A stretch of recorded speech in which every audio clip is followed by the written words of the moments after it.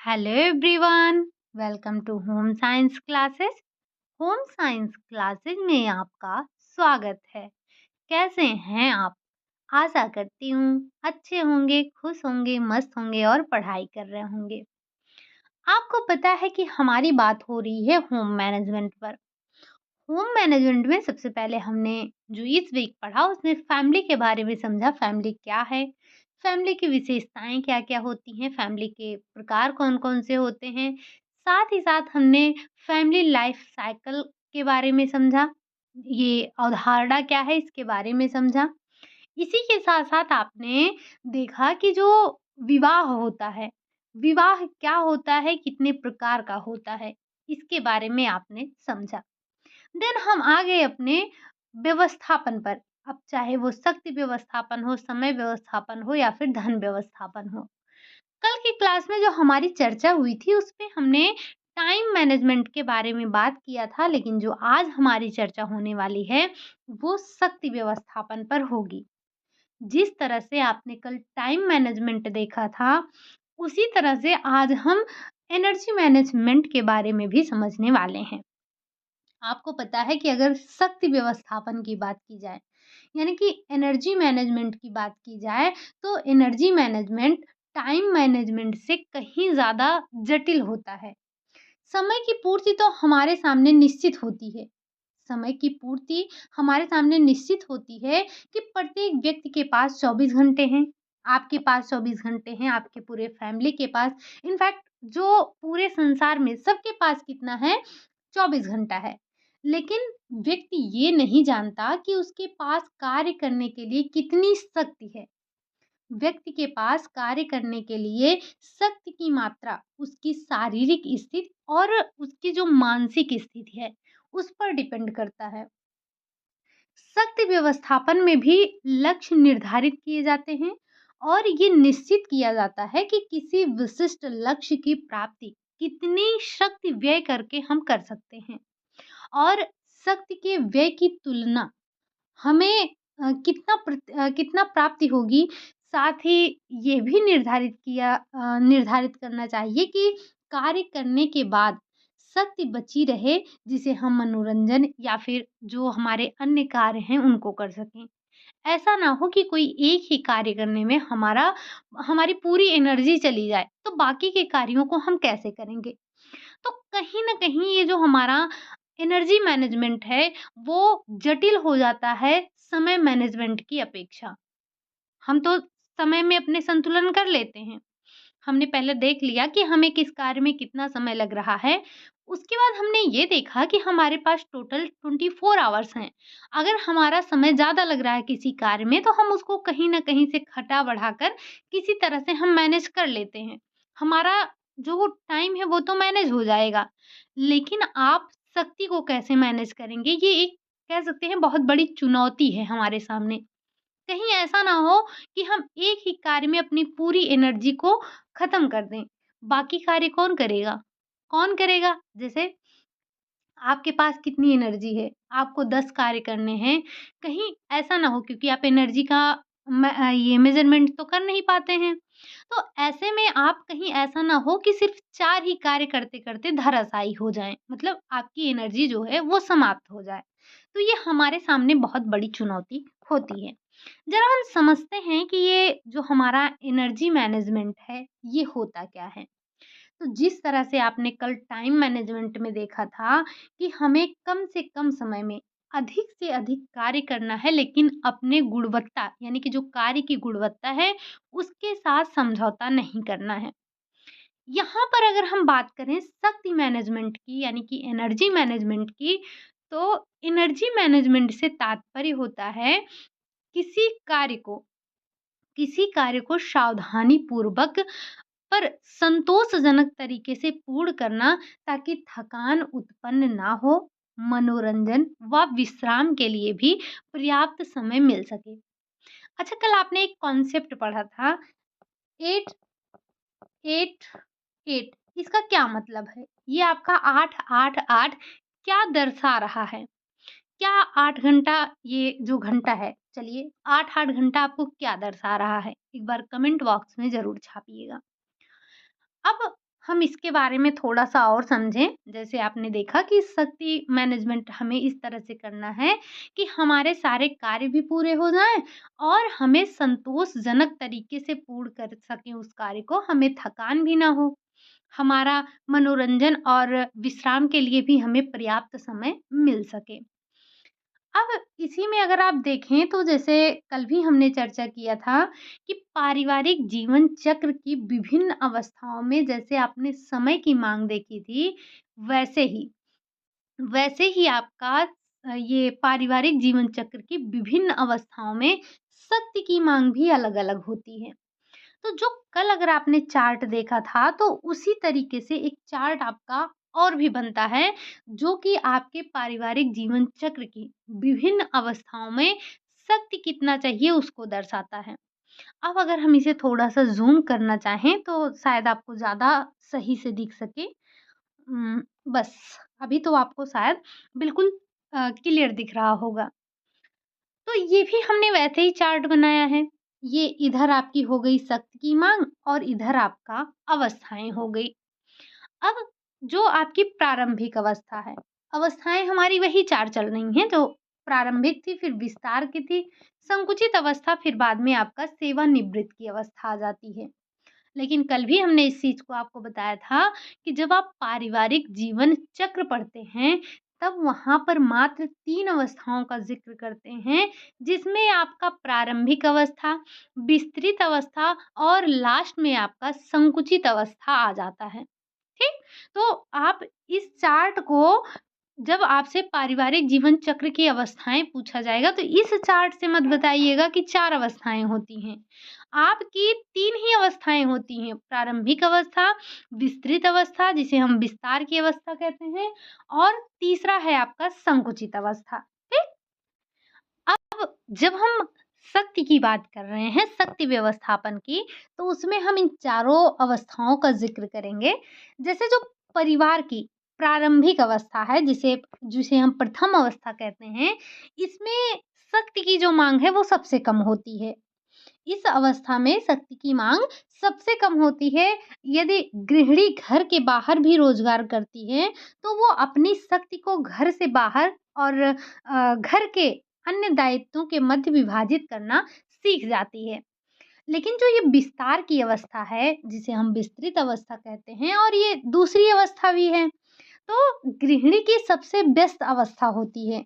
जैसे कि समय व्यवस्थापन में आपने पहले ही देखा था। क्यों? क्योंकि इसमें छोटे बच्चे होते हैं, छोटे बच्चों की देखभाल की आवश्यकता होती है, उन्हें स्कूल भी इसी में भेजा जाता है। परिवार के बाहर और अंदर की माँग के लिए अधिक समय की, अधिक शक्ति की आवश्यकता आपको इसी में होती है, जैसे अधिक समय की आवश्यकता होती है। तो यहाँ से एक चीज़ को और भी आप ध्यान रखेंगे कि जैसे जो आपके पारिवारिक जीवन चक्र की अवस्था है, उसकी जो द्वितीय अवस्था है या विस्तार की अवस्था है या विस्तृत अवस्था है, उसमें जो समय और शक्ति इन दोनों की माँग अधिक होती है, साथ ही साथ धन की भी माँग अधिक होती है। यहाँ पर बच्चे पढ़ने वगैरह तो जाते ही हैं, तो उनकी जब छोटे होते हैं तो चिकित्सा वगैरह की कितने खर्चाएँ होती हैं। जब बच्चे महाविद्यालय जाना प्रारंभ करते हैं, घर छोड़ने लगते हैं, तब आपकी जो तीसरी अवस्था है वो प्रारंभ हो जाती है। इसी को हम संकुचित अवस्था के नाम से जानते हैं। और इस समय घर के अंदर शक्ति की माँग जो है वो कम हो जाती है। अच्छा ये बताइए जैसे अभी आप हैं, ठीक? आपको क्या ये मान लेते हैं कि भाई की फैमिली ले लीजिए। जैसे जब भैया-भाभी की शादी हुई तो भाभी के सर पे उतना लोड नहीं था। उतना ज़्यादा ना तो उनको समय लगता था और ना ही इतना ज़्यादा शक्ति की आवश्यकता थी। लेकिन जैसे जब द्वितीय अवस्था प्रारंभ हुई, छोटे उनका बड़ा बेटा जन्म लिया या शिशु का जब आगमन हुआ, तो भाभी के समय में व्यस्तता आ गई। उतना ज़्यादा समय उनको नहीं मिल पाता था, साथ ही साथ उनको शक्ति की भी अधिक आवश्यकता थी। घर पे खाना भी बनाना है, बच्चों की देखभाल भी करनी है। बच्चा थोड़ा-सा बड़ा हो गया, उसको स्कूल भी भेजना है। तो यहाँ पर समय और शक्ति दोनों की बहुत आवश्यकता होती है। साथ ही साथ अगर आपसे धन पूछा जाएगा, तो धन की भी अधिक आवश्यकता होती है। फिर क्या होता है जैसे जब बच्चे स्कूल जाने लगते हैं तो ये सारे वो विद्यालय जाने लगते हैं तो गृहिणी का जो है कार्य ज़्यादा होता है। अब विवाहित बच्चों की सहायता करना और उनके परिवार में नए बच्चों का स्वागत करना, ये अतिरिक्त जो है उत्तरदायित्व हो जाता है। इसमें जो शक्ति की या समय की माँग है उस इसमें फिर से कम हो जाती है और शारीरिक अयोग्यता भी देखने को मिलती है। जिस तरह से अभी जो प्रारंभिक और द्वितीय अवस्था में जितनी शक्ति आपके पास होती है, उतनी शक्ति फिर इसमें रह भी नहीं जाती है, जो तृतीय अवस्था है, ठीक? तो ये हमने देखा कि किस तरह से जो हमारे जीवन चक्र की पारिवारिक जीवन चक्र की अवस्थाएँ हैं, इन अवस्थाओं में किस तरह से हमें शक्ति की ज़रूरत कब-कब अधिक और कब ज़्यादा होती है। यहाँ से पूछा जाता है आपसे कि जो है पारिवारिक जीवन चक्र की किस अवस्था में अधिक शक्ति, अधिक समय, अधिक धन की आवश्यकता होती है, तो ध्यान रखेंगे द्वितीय अवस्था। विस्तार की अवस्था, ठीक? विस्तृत अवस्था, कुछ भी, जो भी आपको ध्यान रखना है, ठीक? चलिए, ये तो अब आपने समझ लिया कि किस तरह से जो हमारे पारिवारिक जीवन चक्र है, उसमें शक्ति की माँग होती है। अब हम थोड़ा-सा समझें कि जो ये थोड़ा-सा ज़ूम करना होगा, क्योंकि आपको वो चार्ट दिखाना था ना, वो फिगर। अब हम बात कर लेते हैं कम शक्ति में ज़्यादा काम करना। मतलब शक्ति व्यवस्थापन का अर्थ ही होता है कि अगर आप बिल्कुल छोटे से समझें, तो शक्ति व्यवस्थापन का मतलब ही होता है कि कम शक्ति में ज़्यादा काम करना। अब इसके लिए हमें कुछ एफर्ट्स करने होते हैं। कौन-कौन से एफर्ट्स हैं? यहाँ से क्वेश्चन पूछे जाते हैं, तो बहुत ही शॉर्ट में हमने यहाँ पर लिखा है। अगर आप इ बस एक बार एक नज़र ध्यान से देख लेते हैं, तो यहाँ से बनने वाले क्वेश्चन आपके गलत नहीं होंगे और यहाँ से क्वेश्चन पूछे भी जाते हैं। अगर आपने पीवाईक्यू लगाया होगा तो देखा होगा, अदरवाइज़ हमने भी प्रैक्टिस करवाया है, तो क्वेश्चन आपको मिले होंगे। अब हम बात कर लेते हैं कि जब हम जो एफर्ट्स कर रहे हैं, तो कितने प्रकार के एफर्ट्स करते हैं। सबसे पहले तो आप 5 प्रकार के एफर्ट्स करते हैं, प्रयास जिसे हम कहते हैं। तो सबसे पहले आपका आता है मानसिक प्रयास, शारीरिक प्रयास, चक्षु प्रयास, मोड़न प्रयास, पद प्रयास। अब यहाँ से जो 2-2 शब्द लिखे गए हैं, ये बड़े इम्पोर्टेंट हैं आपके लिए। मानसिक प्रयास में क्या होता है? मानसिक प्रयास ये होता है कि जैसे आप बुद्धि से कार्य करना, योजनाएँ बनाना इसमें आएगा, सोचना, याद करना, विचार करना, मंथन करना, चिंतन करना, ये सारी चीज़ें आपकी मानसिक प्रयास में आती हैं।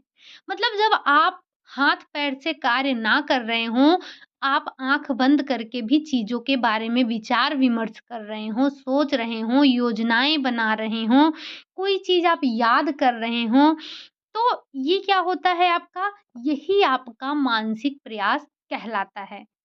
बुद्धि से आपको कार्य करना होता है। पहला प्रयास तो आपका यही हो जाता है। दूसरा प्रयास आपका आता है शारीरिक प्रयास। शारीरिक प्रयास, इसमें जैसे घरेलू कार्य जो हो जाता है, घरेलू कार्य आप खाना बनाते हैं, झाड़ू-पोछा करते हैं, ये सारे कार्य आपके घरेलू होते हैं।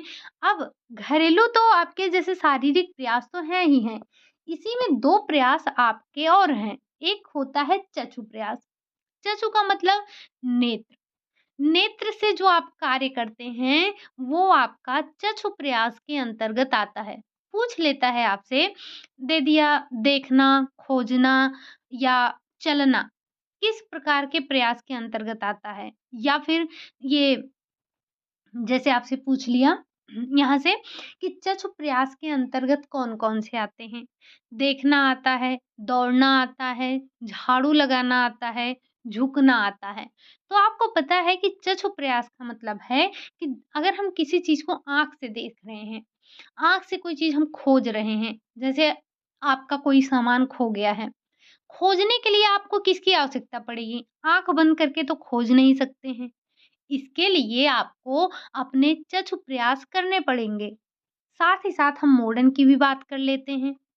तो मॉडर्न प्रयास का मतलब है कि जब आप झुक कर कोई कार्य कर रहे हैं, तो ये आपका मॉडर्न प्रयास के अंतर्गत आता है। जैसे आपको जब झाड़ू लगाना होगा, तो आप झुक के झाड़ू लगाएँगी। अगर आप कोई कार्य झुक के कर रही हैं, तो ये किस प्रयास के अंतर्गत आता है? झुकना आपका मॉडर्न प्रयास के अंतर्गत आएगा। इसी में 5वां जो आता है, वो आता है आपका पद प्रयास। पद प्रयास का मतलब क्या? जो आप अपने पैरों से प्रयास कर रही हैं। जैसे कोई कार्य आप चल कर रही हैं, खड़ी हैं आप, चल रही हैं, दौड़ रही हैं, ये सारे कार्य आपके पद प्रयास के अंतर्गत आते हैं। तो आप एनर्जी मैनेजमेंट में 5 प्रकार के एफर्ट्स करते हैं, 5 प्रकार के प्रयास करते हैं। जिसमें आपका 5 कौन-कौन सा आता है? सबसे पहले आपने देखा था कि आपका मानसिक प्रयास आ रहा है, जिसमें आप अपनी बुद्धि से कार्य कर रहे हैं, चीज़ों की योजनाएँ बना रहे हैं, सोच रहे हैं, विचार-विमर्श कर रहे हैं, चीज़ों को याद कर रहे हैं, मंथन कर रहे हैं, आप चिंतन कर रहे हैं। ये सारी चीज़ें आपकी मानसिक प्रयास में आ रही हैं। शारीरिक प्रयास जो आप घरेलू कार्य करते हैं, मतलब आपने अपने शरीर से जो भी कार्य किया, शरीर के द्वारा आप क्या कर रहे हैं? जैसे अगर आप खड़े हैं, तो इसमें आपसे पूछा गया पद प्रयास क्या है? तो खड़ा होना, चलना, दौड़ना। और शारीरिक प्रयास, उसके बाद चक्षु प्रयास, आँख से। मोड़न प्रयास यानी कि झुक कर अगर कोई कार्य हो रहा है तो मोड़न प्रयास आता है। फिर पद प्रयास आपका आ जाता है, ठीक? तो हम अपने एनर्जी मैनेजमेंट में 5 प्रकार के प्रयास करते हैं। उम्मीद है कि ये पाँचों प्रयास आपको याद हो गया होगा, ठीक? चलिए, अब हम थोड़ा-सा देखते हैं कि शक्ति व्यय के आधार पर घरेलू कार्यों का वर्गीकरण कैसे होता है। कल भी आपने देखा था ना कि कार्य हमारे हल्के होते हैं, मध्यम होते हैं, भारी होते हैं। तो थोड़ा-सा यहाँ से बनने वाला क्वेश्चन कि इसमें से हल्का कार्य कौन-सा है, भारी कार्य कौन-सा है, आपको एक बार देख के जाना है क्योंकि पिछली बार यहाँ से क्वेश्चन पूछा गया था। ठीक? क्वेश्चन यहाँ से पूछा गया था कि इनमें से कौन-सा हल्का कार्य है या फिर भारी कार्य, ऐसे कुछ पूछा गया था। तो आप एक बार हल्के कार्य, मध्यम कार्य और भारी कार्य को देखकर जाएँगे। एक बार इस लिस्ट को हम भी देख लेते हैं। अगर हम बात करेंगे हल्के कार्य की, हल्के कार्य में आपका आएगा जैसे फर्नीचर की धूल साफ कर लेना। अगर हम मध्यम कार्य की बात करें तो कारपेट झाड़ लेना, ये थोड़ा-सा मध्यम हो गया। अगर हम भारी कार्य की बात करें तो फर्श को रगड़ कर साफ करना। अब इसमें आपकी एनर्जी ज़्यादा लगेगी। बजाय आप जब कारपेट को झाड़ रहे हैं या फिर आप अपने फर्नीचर की धूल साफ कर रहे हैं, उसके बजाय आपका जो फर्श को रगड़-रगड़ कर साफ किया जाता है, इसमें एनर्जी की आवश्यकता ज़्यादा होती है। ठीक? तो यहाँ से आपको भारी, हल्का और मतलब भारी, हल्का और मध्यम कार्य समझ में आ जाएगा। चलते हैं थोड़ा-सा और देखते हैं, ये लिस्ट थोड़ी-सी आपकी लंबी है, तो एक बार हम इसे देख लेते हैं। आई थिंक इसे थोड़ा-सा ज़ूम करने की आवश्यकता है। ठीक? उम्मीद है कि अभी आपको दिख रहा होगा। अ, अभी आपको दिख रहा है सब, बिल्कुल। तो अब हम थोड़ा-सा ये जो आपके मध्यम कार्य और हल्के और भारी कार्य दिए गए हैं, थोड़ा-सा इसको हम और समझ लेते हैं। इसमें जैसे आपका फर्श की धूल साफ करना, रसोई की फर्श साफ करना, बर्तन धोना, भोजन तैयार करना, ये सारे के सारे आपके कैसे कार्य हैं? ये सारे के सारे आपके हल्के कार्यों के अंतर्गत आ रहे हैं क्योंकि आप इन्हें बस कपड़ा लेकर झाड़ दे रहे हैं, तो हल्के कार्य में आ जा रहे हैं। अब इसी में जैसे मध्यम कार्य में क्या आ जाता है, तो वैक्यूम क्लीनर का उपयोग कर लेना, फर्श को धोना, धोना मतलब आप पानी डोल कर साफ कर रहे हैं। सीढ़ियों वाले स्टूल पर चढ़कर ऊंचाई से वस्तु को उतारना या फिर यांत्रिक मशीन से धुलाई करना, ये सब मध्यम कार्य के अंतर्गत आ जाते हैं। वहीं अगर हम भारी कार्य की बात करें तो हाथ से पॉलिश द्वारा फर्श पर वैक्सिंग करना या फिर आपके कप बोर्ड की सफाई करना या फिर अलमारी की सफाई करना। अब देखिए अलमारी की सफाई करेंगे तो उसमें कितना समय लगता है, कितना शक्ति लगता है, सामान हटा-हटा के इधर रखना, उधर रखना, उसके बाद उसको झाड़ना, पोंछना अच्छे से, फिर उसको सामान को इकट्ठा करना, व्यवस्थित करना, स काफ़ी एनर्जी लगती है। इसी के साथ-साथ पर्दे लटकाना, ये भी आपके बाहरी कार्य में आता है। हालाँकि इतना भारी कार्य दे देंगे तो हम लोग क्या ही बताएँ। चलो ठीक है, ये आपकी बुक में दिया गया है, तो आपको चीज़ों को ध्यान रखनी है। फिर वहीं हम हल्के कार्य की बात करें तो टेबल व्यवस्थित करना और सफाई करना, लंच पैक करना या धुलाई कार्य हल्की क्रिया जो है, जैसे वो खंगालने वाला काम होता है, उसकी बात हो रही है। वस्त्र को छाँटना। अच्छा यहाँ पर जैसे ये जो आपके नेट का एग्ज़ाम होता है, उसमें आपका आता है वस्त्र की धुलाई को क्रम से लगाएँ। तो वहाँ पर आपका एक दिया होता है वस्त्र को छाँटना। तो वहाँ पर कई लोग ऐसा सेंस लगा लेते हैं जैसे छाँटने का मतलब कि जब आपने कपड़े को भिगो-वो दिया उसके बाद जब आप उसको कूटते हैं, तो उसको छाँटने के नाम से जानते हैं। बट यहाँ पर वो छाँटना नहीं दिया गया है आपका। यहाँ पर छाँटने का अर्थ ये हो गया है कि जैसे आप क्या करते हैं, जैसे आपके पास कपड़े हैं, तो आपको रंग के आधार पर कपड़े अलग कर लेने हैं। मोटे कपड़े को आपको अलग कर लेना है।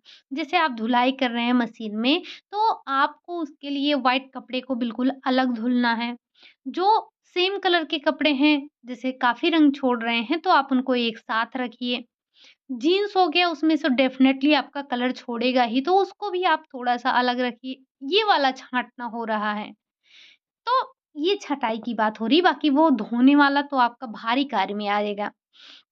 फिर मशीन पर सिलाई करना, बाज़ार जाना, ये सारे आपके हल्के कार्य हैं। तो भारी कार्य में क्या आएगा? नहीं, पहले हम मध्यम की बात करेंगे। तार पर वस्त्र सुखाना, ये आपका मध्यम कार्य है। प्रेस करना, ये भी मध्यम कार्य है।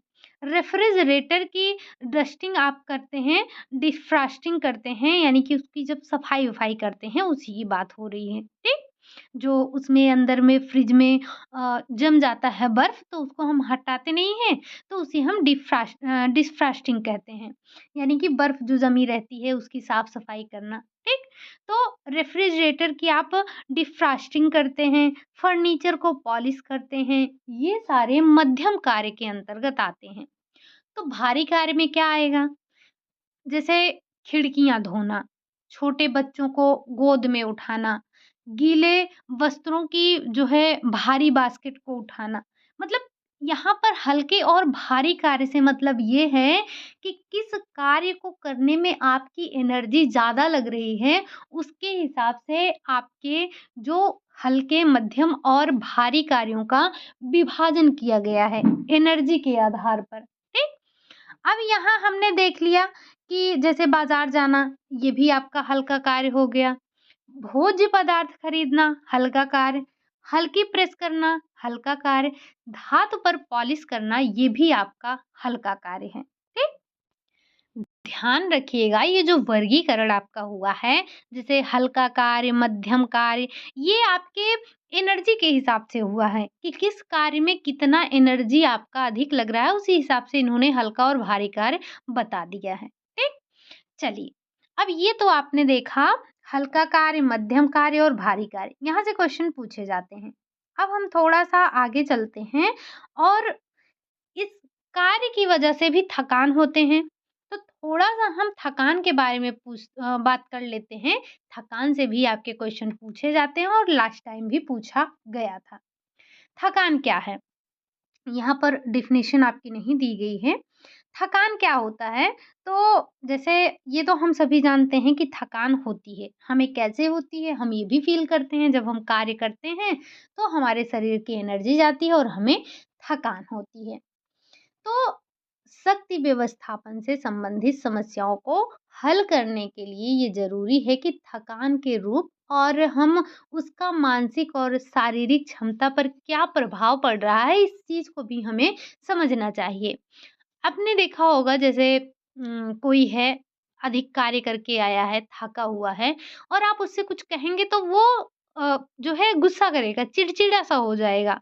तो हमें ये चीज़ समझना होगा कि जो थकान है, थकान का हमारे शारीरिक और मानसिक क्षमता पर क्या प्रभाव पड़ता है, इस चीज़ को हम समझते हैं। शरीर विज्ञान, मनोवैज्ञानिक या मनोविज्ञान, औद्योगिक व्यवस्थापन, गृह अर्थव्यवस्था या गृह अर्थशास्त्र के क्षेत्र में इन पर काफ़ी ज़्यादा अध्ययन किया गया है। आपने मनोविज्ञान में देखा होगा कि हम थकान के ऊपर बात करते हैं। इनफैक्ट आपके पास अगर मनोविज्ञान की कोई उच्च स्तर की बुक होगी, हालाँकि मेरे पास है, उसमें आप देखेंगे थकान को एक पूरा चैप्टर में परिभाषित किया गया है। बाकायदे बहुत डिटेल में बताया गया है उसको। तो ये न जैसे हम मनोविज्ञान की बात करें या शारीरिक विज्ञान की बात करें या आप जब गृह अर्थशास्त्र की बात करते हैं, तो यहाँ सब जो आपकी थकान है, थकान के बारे में एक बेहतरीन अध्ययन किया गया है। प्राचीन अध्ययनों में शारीरिक थकान पर अधिक बल दिया जाता था, जबकि आधुनिक अध्ययनों में ये माना जाता है कि कई प्रकार के थकान के कारण और परिणाम मनोवैज्ञानिक थकान है। ठीक? तो थकान को आसानी से परिभाषित भी नहीं कर सकते हैं आप। थकान क्या आप आसानी से बता सकते हैं? थकान क्या है? तो पहले जो पूर्व में किए गए कार्य के कारण थकान की शारीरिक अवस्था, वो अवस्था होती है जिसमें वर्तमान कार्य को करने की हमारी जो योग्यता है वो कम हो जाती है।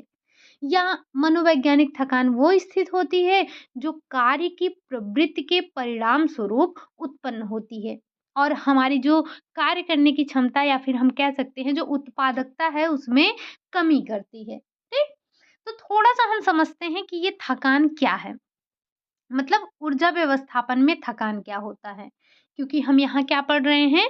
Energy management. तो एनर्जी मैनेजमेंट में ये थकान क्या होता है? थोड़ा-सा इसको समझने की कोशिश करते हैं। निरंतर घरेलू कार्यों को करने से शारीरिक मानसिक ऊर्जा में कमी होती है और यही हमारा थकान कहलाता है। थकान क्या होता है? हम दिन भर घर के कार्य करते रहते हैं, शाम को थक जाते हैं और सो जाते हैं। यही होता है ना? तो ऊर्जा व्यवस्थापन में आप थकान की बात करेंगे तो जब निरंतर आप कार्य करते रहते हैं, निरंतर कार्य करने से आपके शारीरिक, मानसिक ऊर्जा में कमी होती है और यही आपका थकान कहलाता है। अब थकान के कारण क्या-क्या हो सकते हैं? थकान के प्रकार तो हम पढ़ेंगे ही पढ़ेंगे। थोड़ा-सा हम समझते हैं कि जो थकान है इसका कारण क्या है?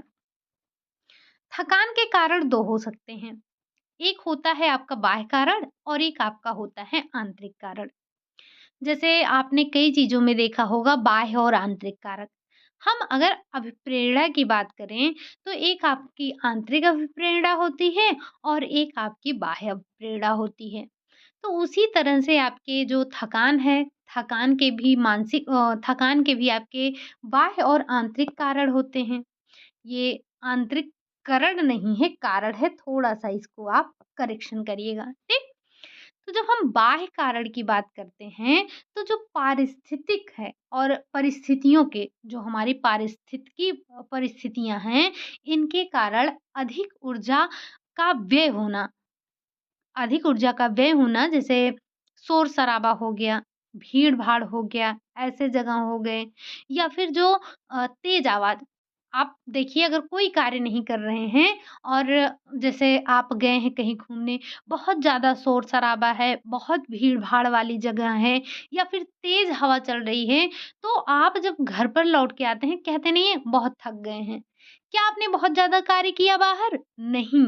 ये जो आपकी बाह्य परिस्थितियाँ हैं, वो आपको थकान बना देती हैं, मतलब आपको थकान देती हैं।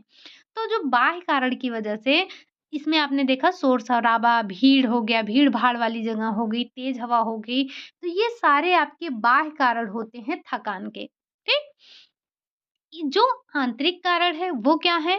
तो थकान के आंतरिक कारण से मतलब ये होता है कि व्यक्ति का किसी रोग से ग्रसित होना या फिर शारीरिक कमजोर होना। जब व्यक्ति अपने आंतरिक वजह से जैसे उसको कोई रोग है या उसकी कोई शारीरिक कमजोरी है, तो जब वो थकता है तो ये आपका आंतरिक थकान के अंतर्गत आता है। तो यहाँ पर 2 कारण आपने समझे, बाह्य और आंतरिक। अब चलते हैं हम थोड़ा-सा बात कर लेते हैं कि ये जो हमारी थकान है, ये कितने प्रकार की होती है? थकान क्या है? कितने प्रकार की होती है? ज़रा-सा हम इस पर बात कर लेते हैं। अगर बात की जा रही है थकान की, तो थकान तो आपकी 2 प्रकार की होती है। एक होती है आपकी शारीरिक थकान और दूसरी होती है आपकी मनोवैज्ञानिक थकान। शारीरिक थकान नाम से ही समझ में आ रहा है कि जब आप लगातार शारीरिक क्रियाओं को करते-करते कार्य करने की जो क्षमता है, उसमें कमी आने लगती है। जब कार्य क्षमता में कमी आती है, तब हम उसे शारीरिक थकान के नाम से जानते हैं, हम उसे शारीरिक थकान कहते हैं। अब इसमें होता क्या है, तो मांसपेशियाँ जो आपकी हैं, मांसपेशियों में जब लैक्टिक एसिड जमा हो जाता है, तो उसे हम इसी वजह से हमें थकान का अनुभव होता है। जब हमारे शरीर में लैक्टिक एसिड जमा हो जाता है, तब हमें थकान का अनुभव होता है। जब आप थोड़ी देर आराम कर लेते हैं, तो ये आपका जो थकान है, ये गायब हो जाता है, ठीक? ये क्या होता है, ये गायब हो जाता है। अब ये थकान जो है हमारे शरीर में क्यों होता है? ये क्वेश्चन आपसे पूछा गया है कि शारीरिक थकान का कारण क्या है? तो शारीरिक थकान का कारण क्या है? लैक्टिक एसिड का जमा होना। हमारे शरीर में लैक्टिक एसिड का जमा होना शारीरिक थकान उत्पन्न करता है। हमारे शरीर में क्या करता है? शारीरिक थकान उत्पन्न करता है। ठीक? तो ये आपने थोड़ा-सा समझा शारीरिक थकान के बारे में। अगर अब हम मनोवैज्ञानिक थकान की बात करें, तो ये जो मनोवैज्ञानिक थकान होता है, ये क्या होता है? अधिकतर घरेलू कार्यों से उत्पन्न होने वाली थकान ही मनोवैज्ञानिक थकान कहलाती है। जैसे जब आपने शारीरिक श्रम खूब किया, तब जो आपको थकान उत्पन्न हुई, हमने उसे शारीरिक थकान कहा। लेकिन जब कार्य कार्य करते समय आपको जो थकान उत्पन्न होती है या जो थकान आती है, उसे हम मनोवैज्ञानिक थकान के नाम से जानते हैं। जैसे जीवन की जो दिन प्रतिदिन की आपकी की जाने वाली क्रियाएँ हैं, उनसे हमको थकान की अनुभूति होती है, थकान हमें लगता है। और ये जो आपका मनोवैज्ञानिक थकान है, ये 2 प्रकार का होता है। कौन-कौन सा? एक होता है आपका नीरस थकान और दूसरा होता है आपका कुंठाजन्य थकान। नीरस थकान क्या है? ये नीरस थकान क्या है जिसे हम बोर्डम फटीग के नाम से जानते हैं, ये क्या है? और दूसरा होता है आपका फ्रस्ट्रेशन, ठीक? तो बोर्डम क्या है? ये नीरस थकान क्या है? तो नीरस थकान किसी कार्य को करते-करते उस कार्य के प्रति अरुचि या फिर घृणा उत्पन्न हो जाना ही आपका नीरस थकान कहलाता है। या नीरस थकान में कार्य करने की वास्तविक जो क्षमता है उसमें परिवर्तन हो जाता है। अब इस थकान के कई लक्षण हो सकते हैं जैसे असंतोष होना, उबासी लेना, उदासीनता या फिर विश्रामहीनता का बोध होना, कार्य से आप छुटकारा पाना चाहते हैं या फिर कार्य के प्रति आपकी अनिच्छा हो गई है या फिर प्रेरणा का आपके जो स्तर है वो बिल्कुल निम्न हो गया है। तो ऐसी प्रतीत होना कि जैसे समय बहुत धीरे-धीरे व्यतीत हो रहा है। तो ये सारे लक्षण होते हैं आपके किसके? नीरस थकान के। नीरस थकान क्या है? नीरस थकान कार्य करने की प्रवृत्ति से आपको उत्पन्न होता है और इसीलिए व्यक्ति एक कार्य के प्रति नीरसता का अनुभव करता है।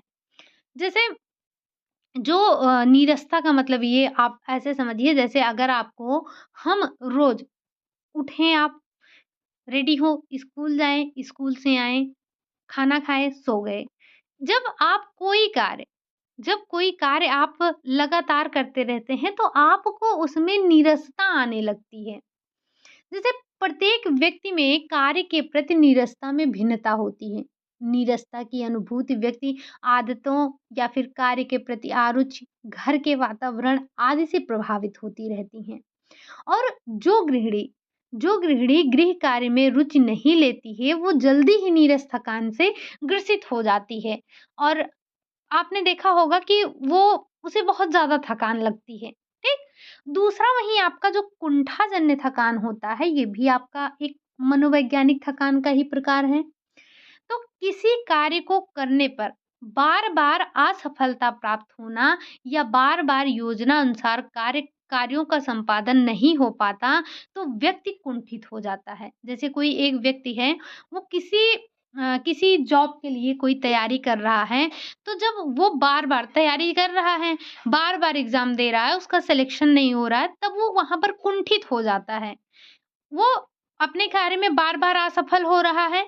जैसे मान लेते हैं आपने कोई कार्य या कोई चीज़ ऐसा बनाने की कोशिश की पहली बार, नहीं बना, दूसरी बार कोशिश की नहीं बना, तीसरी बार मतलब आप बार-बार कर रहे हैं, नहीं हो रहा है तो आप कुंठित हो जाते हैं, ठीक? छोड़ो, हटाओ, हमें नहीं बनाना है, अब हम इसको बनाएँगे ही नहीं।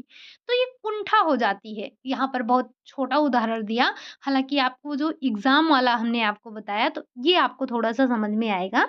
जैसे कोई व्यक्ति है, वो पीसीएस की तैयारी कर रहा है, बार-बार कर रहा है, एग्ज़ाम दे रहा है, असफल हो रहा है बार-बार। जैसे उसने योजना बनाई थी, योजनाबद्ध वो कार्य भी कर रहा था, फिर भी वो सफल नहीं हुआ, तो उसके अंदर कुंठा का भाव आ जाता है।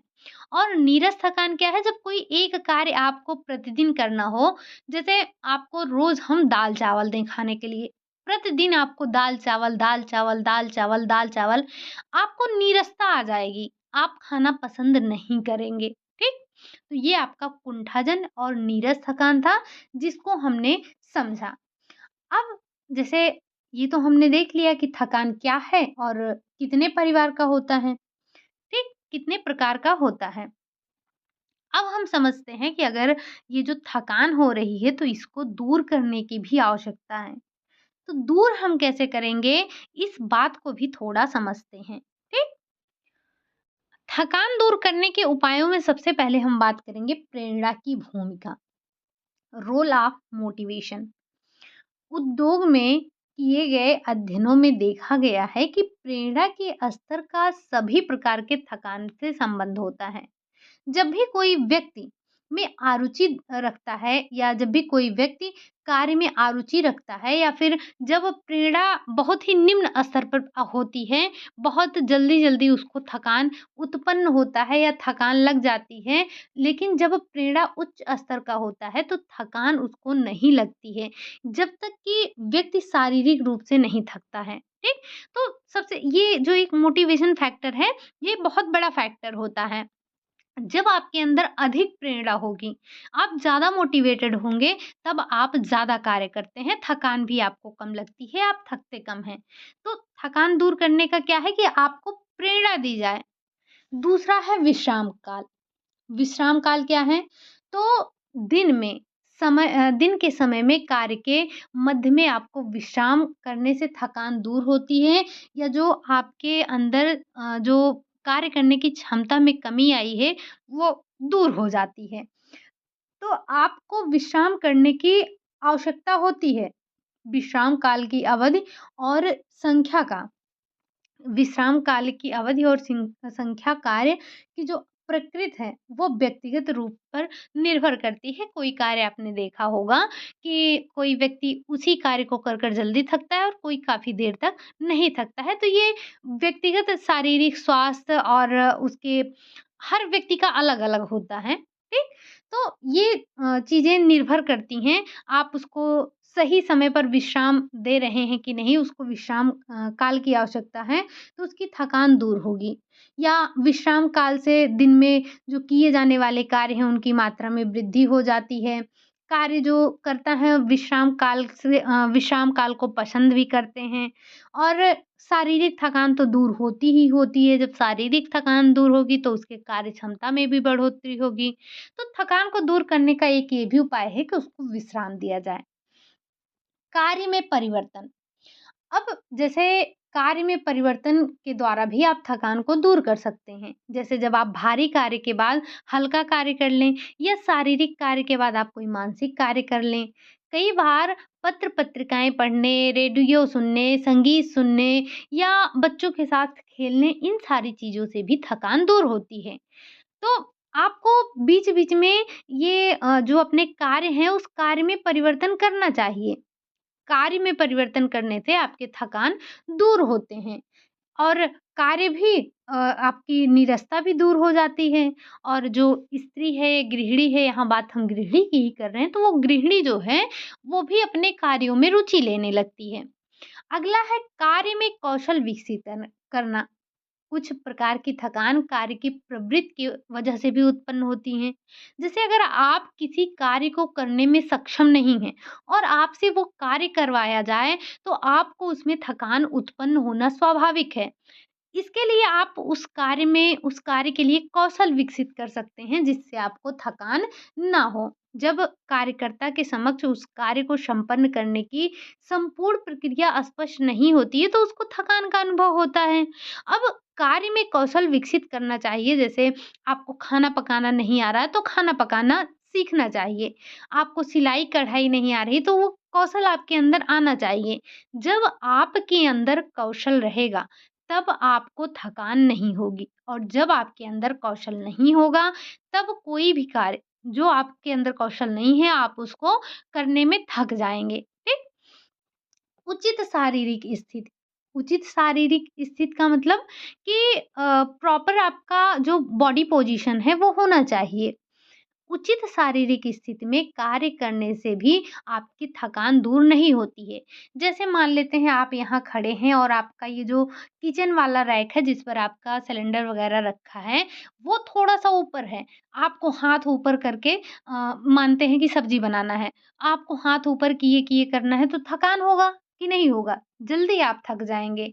आपकी मांसपेशियाँ, आपकी हड्डियाँ, अगर आप इन्हें अनुचित दिशाओं में रखे हैं, सही पोज़ीशन में नहीं रखे हैं, तो ऐसे में आपको थकान होना स्वाभाविक है। तो इसके जैसे उचित शारीरिक स्थिति के सिद्धांत भी होते हैं। क्या? कि शरीर के अंगों को एक पंक्ति में सीधा रखकर उपयोग में लाना चाहिए, मांसपेशियों का प्रभावशाली उपयोग होना चाहिए, हमें कार्य को लयपूर्ण तरीके से करना चाहिए। जैसे आप जब बर्तन धोने बैठें, तब आपको एक लय में कार्य करना चाहिए। जैसे जैसे आपने पहले क्या किया? सबसे पहले आपने जैसे जो मानते हैं अगर आपको बड़ा बर्तन धुलना है तो बड़ा बर्तन धुलिए, अदरवाइज़ उसको एक किनारे कर दीजिए। पहले सारी थालियाँ एक लय में धुल लीजिए। फिर जो है आपके पास जो ग्लास वग़ैरह हैं उनको एक लय में धुल लीजिए। तो जब आप लयबद्ध तरीके से कार्य करते हैं तो थकान नहीं होता है। साथ ही साथ अगर आप कोई जैसे कार्य कर रहे हैं, मान लेते हैं, अच्छा आपने एक चीज़ नोटिस किया होगा, जो ये मज़दूर होते हैं, जो बोरा उठाने का कार्य करते हैं, आपने देखा होगा ये पीठ पर रखकर उसके बाद झुक कर चलते हैं। चलते हैं कि नहीं चलते हैं? चलते हैं। आपने ध्यान नहीं दिया होगा, वो अलग की बात है, लेकिन ये झुक कर चलते हैं। तो शरीर और उठाए जाने वाले वजन के मध्य ये गुरुत्वाकर्षण के बिंदु का ध्यान रखते हुए कार्य करते हैं। जब गुरुत्वाकर्षण के विपरीत आप कार्य करेंगे तो थकान ज़्यादा होगी। जब आप गुरुत्वाकर्षण को ध्यान में रखकर कार्य करेंगे, तब आपको थकान कम होगी। ठीक? फिर उसके बाद हम बात कर लेते हैं कार्य के प्रति रुचि उत्पन्न करना। थकान दूर करने का एक ये भी तरीका है कि आप कार्य के प्रति जो है रुचि उत्पन्न करिए। नीरस थकान दूर करने के लिए आपको थोड़ा-सा अपने कार्य में या कार्य में थोड़ा-सा परिवर्तन भी सहायक होता है। आप थोड़ा-सा परिवर्तन कर सकते हैं, तो जो आपके अंदर ये नीरस थकान है, वो दूर हो सकता है। ठीक? क्योंकि हमने देखा ना कि एक तरह से ही लगातार कार्य करते रहने से हमारे अंदर नीरस थकान आता है। तो जब आप अपने कार्य में थोड़ा-सा परिवर्तन कर लेते हैं, तो जो आपका नीरस थकान है, वो दूर हो जाता है। ठीक? या फिर आप अपने जो कार्य क्षेत्र है, जो आप हर दिन कार्य कर रहे हैं, उससे थोड़ा-सा हटकर कार्य कर लीजिए, तो आपकी थकान दूर हो जाएगी। आप जैसे टीवी देख लीजिए, कोई मनोरंजन कर लीजिए, आप रेडियो वगैरह सुन लीजिए, तो इनसे भी नीरसता दूर होती है। और अगर हम गृहिणी की बात करें, तो गृहिणी को स्वयं पर प्रयोग करके नीरसता दूर करने की उपयुक्त विधि खोजना चाहिए, जो कि उसे काफ़ी संतोष दे। छोटे-छोटे लक्ष्य को उसको रखना चाहिए ताकि वो बड़े अपने लक्ष्यों को प्राप्त कर सके। अगर वो कोई बहुत बड़ा कार्य सोच रही है एक बार में, तो ये उसे थोड़ा-सा नीरसता उसके अंदर ला सकती है, थकान जल्दी लाएगी। अगर वो अपने कार्य को छोटे-छोटे टुकड़ों में करके करेगी, तो अपने बड़े से लक्ष्य को भी प्राप्त कर लेगी। ठीक? तो ये हमने देखा कि थकान को किस तरह से हम दूर कर सकते हैं। इसी के साथ-साथ अगर आप कुंठाजन थकान को दूर करने की बात करें, तो कुंठाजन थकान दूर करने का एक ही उपाय है कि कुंठा उत्पन्न होने का जो कारण है, उस कारण को अगर हो सके तो दूर किया जाए। कई बार कार्य के अंदर और बाहर की ओर सबसे अधिक परेशानी होने वाला तत्व ही जो है उसको क्या कह सकते हैं उसको असफलता दिलाती है। तो हमें ये समझना है कि कुंठाजन्य थकान से उत्पन्न तनाव को दूर करने का एक उपाय विश्राम भी होता है। यद्यपि ये अस्थायी होता है, लेकिन फिर भी यदि व्यक्ति उस कार्य को दूर करने या दूर होकर अगर उसे शांत मन मिलता है तो अच्छा है। जैसे अगर आपने आईएएस की तैयारी करने के लिए सोचा था, तो आप उससे थोड़ा-सा नीचे आ जाइए, आप वहाँ पर कार्य कर लीजिए। जैसे अगर आपने क्या यहीं पर हम बात कर लें, जैसे आपने सोचा था कि आप प्रोफ़ेसर बनेंगे। प्रोफ़ेसर नहीं बने तो क्या हुआ? हम सहायक अध्यापक ही बन जाएँगे। आप मान लेते हैं हम कि कोई एक विद्यार्थी है, वो प्रोफ़ेसर बनने के लिए जी-जान से मेहनत कर रहा है, बस कोई वजह हो सकती है कि वो जो है प्रोफ़ेसर नहीं बन पा रहा है, कुंठित हो गया है। तो उसके कुंठा को दूर करने का एक उपाय वो भी है कि हम उससे कह दें, "क्या हुआ? क्या हुआ अगर आप प्रोफ़ेसर नहीं बने? आप एक सहायक अध्यापक तो बन जाइए।" तो इस तरह से भी उसकी थकान को हम जो कुंठित व्यक्ति है या कुंठा वाला थकान है उसको हम दूर कर सकते हैं, ठीक? तो ये हमारे कुछ उपाय थे थकान को दूर करने के और जो हमारी एनर्जी मैनेजमेंट है हम उसमें किस तरह से थकान के कितने प्रकार होते हैं, कौन-कौन से होते हैं, हमने इसको समझा। अब कल हम क्या करेंगे? कल हम करेंगे ये कि कल आपका जो आपने लास्ट वीक पढ़ा है, चाहे वो आपका फैमिली से रिलेटेड हो या फिर मैनेजमेंट से रिलेटेड हो, यानी कि एनर्जी और टाइम मैनेजमेंट से हो, तो हम इनसे रिलेटेड कल क्वेश्चन करेंगे। फिर से बता रहे हैं कि आरडीए आपका संडे को होना है, आरडीए के क्वेश्चन हम संडे को डिस्कस करेंगे। तो उम्मीद है कि इस वीक आपने जो भी पढ़ा आपको चीज़ें समझ में आई होंगी और इनसे रिलेटेड तो हम कल क्वेश्चन करने वाले हैं और हमने आपको बार-बार बताया है कि जो यहाँ से क्वेश्चन बनते हैं, ये रट्टू तोता वाले नहीं बनते हैं। हाँ, कुछ चीज़ें आपको यहाँ से याद करनी है, बाकी काफ़ी चीज़ें ऐसी होती हैं जो कि आपकी समझ पर आधारित होती हैं। तो जो अंडरस्टैंडिंग बेस्ड क्वेश्चन होते हैं, उसमें उसको लगाने के लिए आपके पास समझ होनी चाहिए। आप अब जब समझ कैसे आएगी? जब आप क्वेश्चन करेंगे, पढ़ेंगे, समझेंगे, जानेंगे। ठीक? चलिए फिर आज के लिए यही इतना रखते हैं। क्लास आपको कैसी लगी? अगर अच्छी लगी हो तो लाइक करिएगा, चैनल पर पहली बार आए हैं तो सब्सक्राइब करिएगा, साथ ही साथ कमेंट ज़रूर करिएगा कि क्लास आपको कैसी लगी। मिलते हैं नेक्स्ट क्लास में, तब तक के लिए खुश रहिए, मस्त रहिए, पढ़ाई करते रहिए। Bye bye, take care.